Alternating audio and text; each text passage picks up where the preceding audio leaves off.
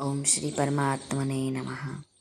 આસુરી સંપત્તિવાળી વ્યક્તિઓ ગુસ્સો કરીને શું કરે છે, કેવું વિચારે છે, એ ભગવાન આજના શ્લોકમાં વર્ણવે છે. તો ચાલો આપણે આજનો શ્લોક લઈએ.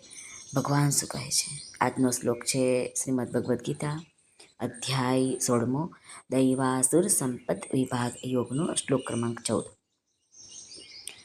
असौ मया हतः शत्रुर्हनिष्ये चापरानपि ईश्वरोऽहमहं भोगी सिद्धोऽहं બલવાન સુખી. શ્રી ભગવાન અર્જુનને કહે છે કે જે આસુરી સંપદાવાળા મનુષ્યો છે તે ક્રોધ અને કામને પરાયણ થઈને એવું વિચારે છે કે પેલો શત્રુ મારા વડે હણાયો અને પેલા બીજાઓ શત્રુઓને પણ હું હણી નાખીશ. હું ઈશ્વર છું, ઐશ્વર્યને ભોગવનારો છું. હું સઘળી સિદ્ધિઓથી યુક્ત છું તથા બળવાન અને સુખી છું. આસુરી સંપત્તિવાળા મનુષ્યો વિચારે છે કે પેલો મારા વિરુદ્ધ ચાલતો હતો, અમારી સાથે વેર રાખતો હતો, એને અમે મારી નાખીશું, એનું અનિષ્ટ કરી દઈશું, એમને સ્વાદ ચકાડી દઈશું કે અમે કોણ છે. અમારી પાસે ધન છે, બળ છે, બુદ્ધિ છે, બધી રીતે અમે સમર્થ છે. અમારી બરાબરી કોઈ કરી જ ના શકે. અહમ ભોગી, અમે ભોગ ભોગવવાળા છે. અમારી પાસે સ્ત્રી, મકાન, ગાડી બધું જ છે. સિદ્ધોહમ એટલે કે અમારી પાસે બધી જ સિદ્ધિઓ છે. અમે તો પહેલેથી જ કહી દીધું હતું કે જે લોકો ભજન સ્મરણ ધ્યાન જપ વગેરે કરે છે એ બધા કોઈના બહેકાવામાં આવીને કરે છે. આથી એમની સી દશા થશે તે અમે જાણીએ છીએ. અમારા જેવો બીજો કોઈ જ સિદ્ધ પુરુષ સંસારમાં નથી. અમારી પાસે અણીમાં ગરીમાં બધી જ સિદ્ધિઓ છે.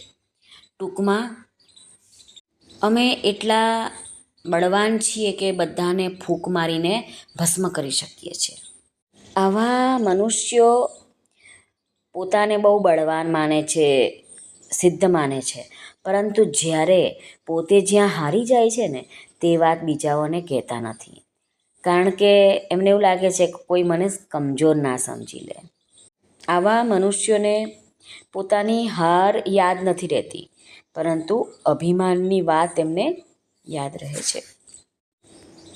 અમારી પાસે કેટલું સુખ છે, અમે જ સુખી છીએ, અમારી પાસે બધા સાધનો છે, એવું વિચાર્યા કરે છે કે આ સંસારમાં અમારા જેટલો સુખી કોણ છે બીજો. એવી વ્યક્તિઓના અંતરમાં બળતરા તો રહેતી હોય છે, પરંતુ ઉપરથી આ રીતે શેખી માર્યા કરે છે. આમ સાધક સંજીવનીમાં રામ સુખદાસજી મહારાજ કરે છે, કહે છે, આપણને સમજાવે છે કે આનો અર્થ શું થાય છે. શ્રી કૃષ્ણ અર્પણમસ્તુ. સર્વને ભાવથી જય શ્રી કૃષ્ણ. રાધે રાધે. હરિઓમ તત્સત. જય ગુરુદેવ દત્ત. જય સ્વામિનારાયણ. જય માતાજી. નમઃ પાર્વતે પતે. હર હર મહાદેવ. સિદ્ધેશ્વર મહાદેવ નિજાજનાનંદની જય. સર્વનું કલ્યાણ થાઓ, સર્વનું કલ્યાણ થાઓ, સર્વનું કલ્યાણ.